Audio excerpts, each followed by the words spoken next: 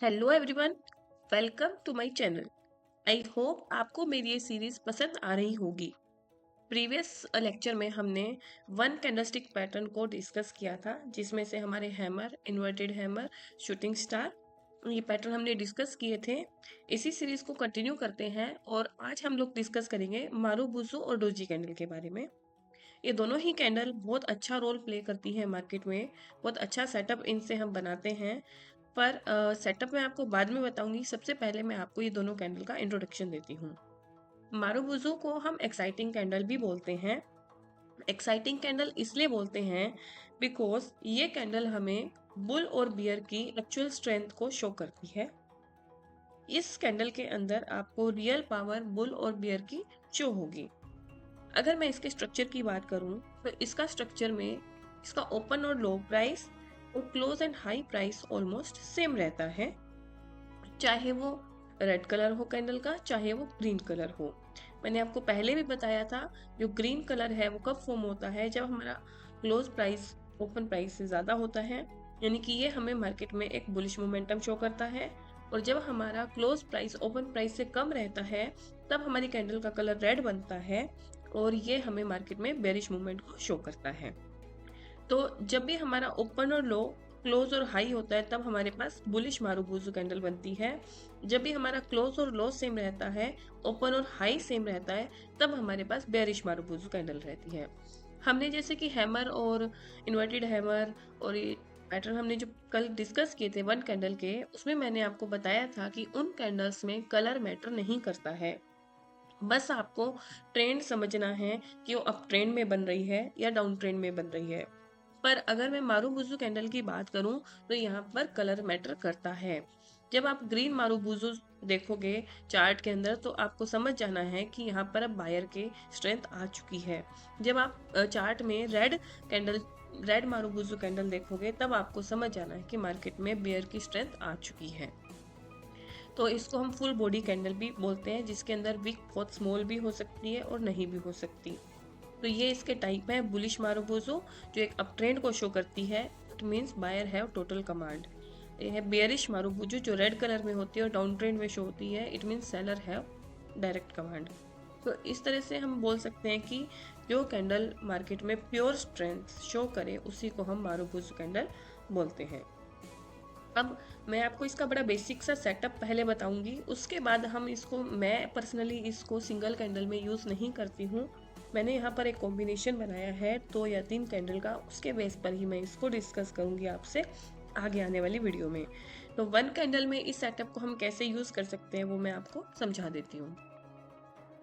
जैसे ये मेरे पास मैक्स हेल्थ केयर का चार्ट है डेली टाइम फ्रेम पर। अब आप इस चार्ट में देख सकते हैं कि यहाँ पर ये देखिए ग्रीन कलर की कैंडल है, जिसमें ओपन और लो जो है वो सेम है। एक स्मॉलर विक हमें यहाँ देखने को मिली है, पर फिर भी स्टिल हम इसको मारुबुजू कैंडल कंसीडर करेंगे। तो क्योंकि ये ग्रीन कलर की कैंडल है, जो शो कर रही है कि यहाँ पर मार्केट में बुलिश स्ट्रेंथ है, तो इसलिए हम इसको बुलिश मारुबुजू कैंडल बोलते हैं। इन द सेम वे आप यहाँ देख सकते हो, यहाँ पर हमारे पास ओपन और जो हाई प्राइस है वो सेम है। ठीक है, यहाँ लोअर वीक भी हमें देखने को मिल रही है, बट ओवरऑल जो स्ट्रेंथ है वो बियर के साइड है, इसलिए ये भी हमारी एक बेरिश मारुबुजू कैंडल है। तो इस तरह से चार्ट में आप इजीली इनको आइडेंटिफाई कर सकते हो। अगर आपके पास आइडेंटिफाई करने का टाइम नहीं है, तो जो मैंने आपको कल की वीडियो में स्कैनर को यूज़ करके इनको आइडेंटिफाई करना समझाया था, तो आप लोग वहाँ से भी प्रैक्टिस कर सकते हो चार्टिंग या screener.com का यूज़ करके। चलिए बात करते हैं इसके सेटअप के बारे में। तो इस पर हम ट्रेड कैसे ले सकते हैं? देखो, इस पर हम ट्रेड 2 तरीके से ले सकते हैं। एक होता है स्कैल्पिंग या इंट्राडे ट्रेड, जो हम बहुत शॉर्ट टर्म के लिए इसको होल्ड करेंगे और अपना प्रॉफिट लेकर के निकल जाएंगे। और दूसरा केस है, अगर मैं इसको होल्ड करना चाहूँ 1 दिन के लिए या 2 दिन के लिए, उसके अकॉर्डिंग मैं इसको कैसे सेटअप बनाऊंगी। देखो, जब भी हम मारुबुजू कैंडल के लिए सेटअप बनाएंगे, आपको एक चीज याद रखनी है। जैसे हमने पिछले जो कैंडलस्टिक पैटर्न में देखा था कि स्टॉप लॉस वहां पर हमारा ज्यादा बड़ा नहीं होता है, पर क्योंकि यहाँ पर स्ट्रेंथ बहुत रहती है बुल या बियर की, तो इन कैंडल का ना साइज काफी लार्ज रहता है। तो अगर आप उस वे में देखोगे कि यहाँ एंट्री रखी, यहाँ स्टॉप लॉस, तो आप इतना स्टॉप लॉस क्या मार्केट को दे सकते हो? ऑलमोस्ट 6% के आसपास इस कैंडल का साइज है। तो 6% क्या आप कैपिटल को लूज कर सकते हो? नहीं। तो इसलिए इसके स्टॉप लॉस के जो स्टैंडर्ड है वो थोड़े से हम लोग यहाँ पर चेंज करेंगे। हम कभी भी बॉटम में यहाँ पर अपना स्टॉप लॉस नहीं मार्क करेंगे। तो मैं आपको पहला सेटअप बता रही हूँ जो एक स्कैल्पर या इंट्राडे के लिए बहुत अच्छा सिस्टम काम करता है। इस चार्ट में देखिए, इस चार्ट को जो हमारा डेली का चार्ट था, यहाँ पर आप देख सकते हो डेली का टाइम फ्रेम। ठीक है, इस कैंडल को मैंने यहाँ पर मार्क किया हुआ है। इसी कैंडल को मैंने 15 मिनट के चार्ट पर शिफ्ट कर दिया। अब यहाँ देखो, ये हमारी वो रेंज है जो मैंने आपको मार्क करके वहाँ पर दिखाई हुई है डेली चार्ट पे। तो आपको क्या करना है, आपको उस कैंडल का हाई मार्क करना है जो डेली टाइम फ्रेम पर हमारी कैंडल थी। इस हाई को आपको मार्क करके रखना है। और जो स्टॉप लॉस है, अगर आप स्कैल्पर हो तो स्टॉप लॉस हम कैंडल के नीचे नहीं लगाएंगे। बेशक आप स्कैल्पर हो तो भी हम लोग कंफर्मेशन एंट्री ही लेंगे। आपको क्या करना है, 15 मिनट की पहली कैंडल के इस हाई के ऊपर क्लोज होने का वेट करना है। तो अब ये देखिए, जैसे ही मार्केट ओपन होता है नेक्स्ट डे 15 मिनट पे, ये हमारी पहली कैंडल है जो इस रेंज के ऊपर, प्रीवियस डे के हाई के ऊपर क्लोज हो रही है। उसके बाद नेक्स्ट कैंडल में हम लोग अपनी एंट्री बनाएंगे और उसी 15 मिनट की कैंडल के नीचे हम लोग अपना लो पर स्टॉप लॉस प्लेस कर देंगे। ठीक है, और यहाँ पर देखो 1:2 का टारगेट लगा करके हम लोग अपना टारगेट यहाँ पर डिसाइड कर लेंगे। तो ये देखिए, यहाँ पे रिस्क रिवॉर्ड रेशियो आपको लिखा रहा है 2.04। तो हमारा 1:2 का रिस्क रिवॉर्ड यहाँ पर है और इसको लेकर के हम लोग ट्रेड से एग्जिट हो जाएंगे।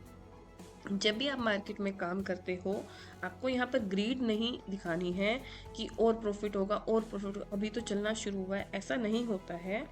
आप अपना सेटअप बनाइए, परसेंटेज पे काम करिए, ना कि अमाउंट पे।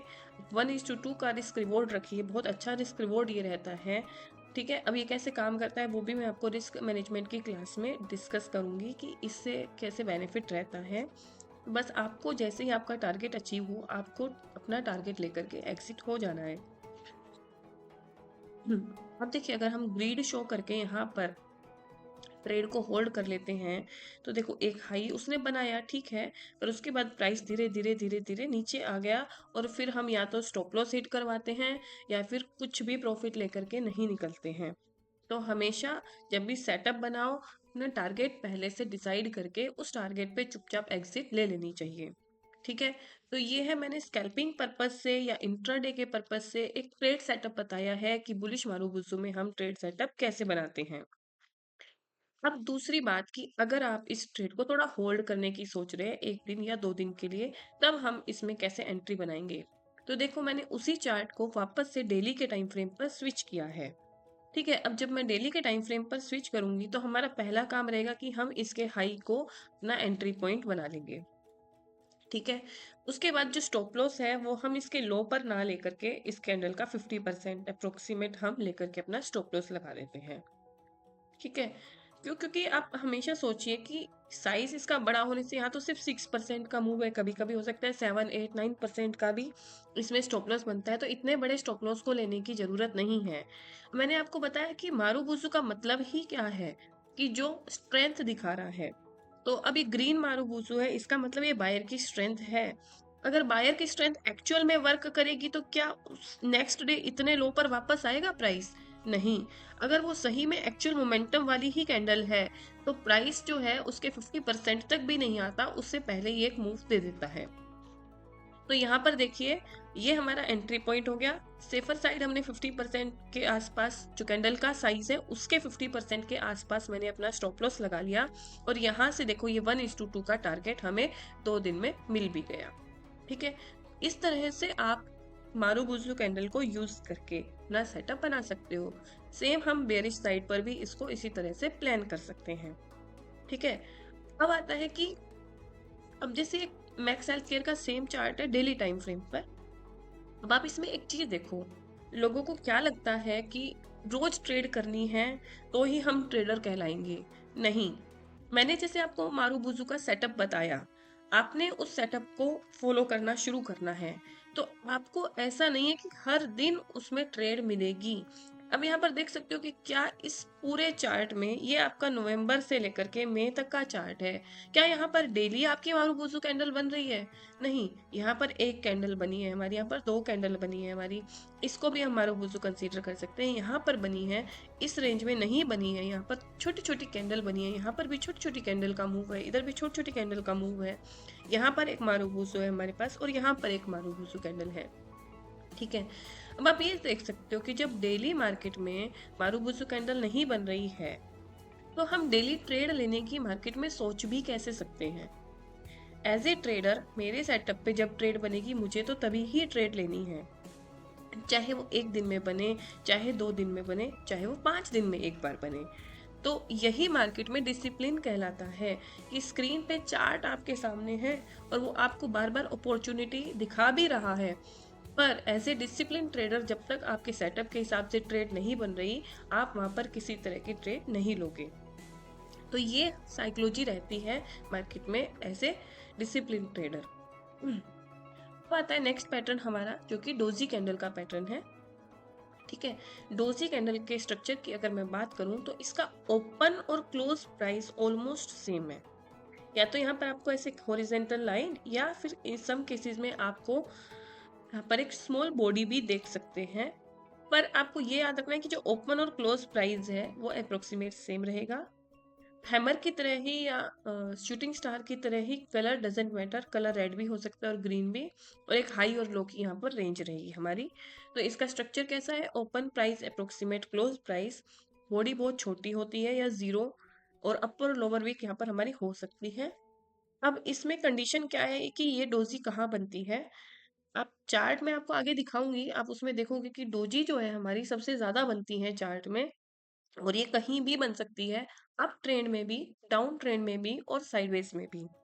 ठीक है, अब इस डोजी के पीछे साइकोलॉजी क्या है कि मान लो किसी लेवल पर हमारा स्टॉक का प्राइस ओपन हुआ, ठीक है, बायर आए मार्केट में, वो प्राइस को एक हाई पर लेकर गए, फिर सेलर आए मार्केट में, वो प्राइस को लो पर लेकर गए, पर क्योंकि यहाँ पे बायर और सेलर के ऑर्डर जो है वो ऑलमोस्ट इक्वल है, तो ये मान सकते हो कि ना बायर यहाँ पर जीत पा रहा है, ना सेलर यहाँ पर जीत पा रहा है, और लास्ट में जाते जाते जहां प्राइस ओपन हुआ था उसी के आसपास जाकर के क्लोज हुआ है। इसका मतलब ना तो इस फाइट में बायर विन हुए हैं, ना ही इस फाइट में सेलर विन हुए हैं, इसलिए इसको हम इनडिसिसिव कैंडल भी बोलते हैं। ठीक है, यानी कि अभी भी मार्केट में कंफ्यूजन क्लियर है कि मार्केट इसके बाद अप जाएगा या डाउन जाएगा। अब कंफर्मेशन के लिए हमें क्या करना है? तो आपको ये ध्यान रखना है, अगर अप ट्रेंड में आपके डोजी बन रही है तो हो सकता है कि बायर जो है अब अपनी स्ट्रेंथ लूज कर दे और उसके बाद आपको एक बेरिश रिवर्सल देखने को मिले। इन द सेम में अगर डाउन ट्रेंड में आपको डोजी कहीं पर मिलती है तो हो सकता है कि नेक्स्ट टाइम से वहां पर ट्रेंड चेंज हो जाए। पर मैं अभी भी आपको ये बोल रही हूँ कि यहाँ पर कोई श्योरिटी नहीं है, कोई गारंटी नहीं है कि डोजी बन गई तो हमेशा पैटर्न रिवर्स होगा। कई बार डोजी जो है वो ट्रैप करने के लिए भी बनती है और वहां से पैटर्न आपका कंटिन्यू भी कर जाता है। ठीक है, कंटिन्यू का मतलब पहले बुलिश था, फिर इंडिसिसिव हुआ और उसके बाद फिर से बुलिश मोमेंटम आपको देखने को मिल सकता है। तो इसके पीछे की साइकोलॉजी वही है जैसे मैंने आपको अभी समझाया था कि बुल ने प्राइस को ले जाने की कोशिश की, बेयर्स ने प्राइस को नीचे ले जाने की कोशिश की, पर इस फाइट में कोई भी जीत नहीं पाया। तो इसलिए जो ओपन है रेंज उसी के आसपास प्राइस जाके क्लोज हो गया। तो अब मार्केट में यही रहेगा कि आगे क्या होगा। ठीक है, तो यहाँ पर इक्वल स्ट्रेंथ रही है बुल और बियर की, और यहाँ से कोई भी डिसीजन हमारा निकल के नहीं आया। अगर मैं बात करूं डोजी के टाइप्स की, तो डोजी अगर स्मॉल रेंज की बन रही है, यानी हाई और लो का डिफरेंस ज़्यादा नहीं है, मैंने आपको रेंज बताया था फर्स्ट क्लास में, रेंज जो है हमारे हाई प्राइस और लो प्राइस का डिफरेंस रहता है। अगर ये हाई और लो में डिफरेंस ज़्यादा नहीं है तो इसको हम स्टैंडर्ड डोजी बोलते हैं। और अगर एक बुलिश और बेरिश मूव के बाद जितनी छोटी डोजी बनती है और जितनी कम डोजी बनती है, उतना अच्छा ही ट्रेंड रिवर्सल वहां से देखने को मिलता है। फिर आती है लॉन्ग लेग्ड डोजी, जिसकी ओपन और क्लोज तो सेम है, पर हाई और लो की जो रेंज है वो काफी लार्ज होती है। फिर आती है ड्रैगन फ्लाई डोजी, जो एक टी शेप में होती है। यहाँ पे अपर विक बहुत निग्लिजिबल हो भी सकती है किसी किसी केस में। ये अगर आपको डाउन ट्रेंड के बॉटम पर कहीं देखने को मिल जाए तो वहां पर बहुत ज्यादा चांस होते हैं, नॉट ऑलवेज या not 100%, but most of case में चांस रहते हैं कि डाउन ट्रेंड पे अगर आपको ड्रैगन फ्लाई डोजी कहीं मिल जाए तो वहां से ट्रेंड रिवर्सल हो सकता है। उसी तरह ये होती है हमारी ग्रेवस्टोन डोजी। ठीक है, फॉरेन में जो कब्रें होती है उनका यही सिंबल रहता है, उसी से ये ग्रेवस्टोन डोजी नाम भी रखा है। अगर ये आपकी ट्रेंड के टॉप पर बन रही है तो ये चीज हमेशा याद रखना कि यहाँ पर चांसेस हैं कि आपका ट्रेंड चेंज हो जाए। ठीक है। पर जब भी आप डोजी को यूज करोगे आपको कुछ चीजें हमेशा याद रखनी है कि हम सिर्फ डोजी को देख करके कभी भी ट्रेड नहीं लेंगे, क्योंकि डोजी का क्लियर मतलब है इनडिसिसिव, और उसके बेस पे आप बिना कंफर्मेशन के कैसे डिसीजन ले सकते हो। ठीक है, तो उसके लिए हमारी कुछ कंडीशन है कि हम ट्रेंड जरूर देखेंगे, प्रीवियस ट्रेंड कहाँ है। अगर एक अच्छे खासे अप ट्रेंड के बाद डोजी बन रही है तो हमें वहां पर ब्रेक ले लेना है जब तक हमें नेक्स्ट मूव की कंफर्मेशन नहीं मिलती। आपको ये देखना है कि सपोर्ट या रेजिस्टेंस के ऊपर तो कहीं डोजी नहीं बन रही है। अगर आपके सपोर्ट पे ड्रैगन फ्लाई डोजी बन रही है तो एक कंफर्मेशन पक्का हो जाता है कि हाँ यहाँ से अप ट्रेंड आएगा। या आपके रेजिस्टेंस के पास जाकर के ग्रेवस्टोन डोजी बन रही है तो एक कंफर्मेशन और मिल जाती है हमें कि वहां से ट्रेंड रिवर्सल हो सकता है डाउन के लिए। और ये हमारा रूल हमेशा रहेगा कि हमें नेक्स्ट कैंडल कंफर्मेशन तो लेनी ही है, उसको हम कभी भी नेग्लेक्ट नहीं करेंगे। ठीक है, अब ये सपोर्ट और रेजिस्टेंस की भी हमारी इसी सीरीज में एक क्लास आएगी जिसमें मैं आपको बताऊंगी कि कैसे हमें सपोर्ट और रेजिस्टेंस मार्क करने हैं चार्ट को देख के। उसके बाद जैसे मैक्स हेल्थ केयर का वही चार्ट जो हम शुरू से इस सीरीज में डिस्कस करते आ रहे हैं इस लेक्चर में, तो डेली चार्ट है यहाँ पे, तो आप देख सकते हो कि कैसे यहाँ पे डाउन मूव के बाद लगातार 2 दिन डोजी कैंडल बनी है। यहाँ पर आपको डोजी देखने को मिल रही है, यहाँ पे भी आपको डोजी देखने को मिल रही है, यहाँ पर भी आपको डोजी देखने को मिल रही है। आप देख सकते हो इस पूरे चार्ट में कितनी सारी डोजी कैंडल हैं। पर हर बार आपको लग रहा है कि सिर्फ डोजी के बेस पे मैं ट्रेड करूं। सपोज करो किसी ने यहाँ ट्रेड बनाने की कोशिश की इसका हाई लो मार करके, तो ऊपर की तरफ भी वो ट्रैप हुआ और नीचे की तरफ भी वो ट्रैप हुआ। ठीक है, तो सिर्फ डोजी के बेस पे ट्रेड करना कोई बुद्धिमानी वाली बात नहीं है। ठीक है, तो एक अच्छा सेटअप बनाएंगे हम डोजी के साथ भी, हम अकेले डोजी कैंडल को यूज नहीं करेंगे, हम बेयरिश। तो इसके लिए आपको मेरे चैनल को सब्सक्राइब करना पड़ेगा, वीडियो को लाइक कीजिए। कोई भी टॉपिक मार्केट से रिलेटेड हो आप कमेंट बॉक्स में मुझे टाइप कीजिए, मैं आपके उस क्वेश्चन को आंसर करने की पूरी कोशिश करूंगी। अगर आपका और भी कोई डाउट है तो आप टेलीग्राम पे मुझे मैसेज कर सकते हैं, मेरा टेलीग्राम लिंक मेरे यूट्यूब चैनल के बायो में मेंशन है। Thank you everyone, I hope आपको मेरा ये वीडियो पसंद आया हो।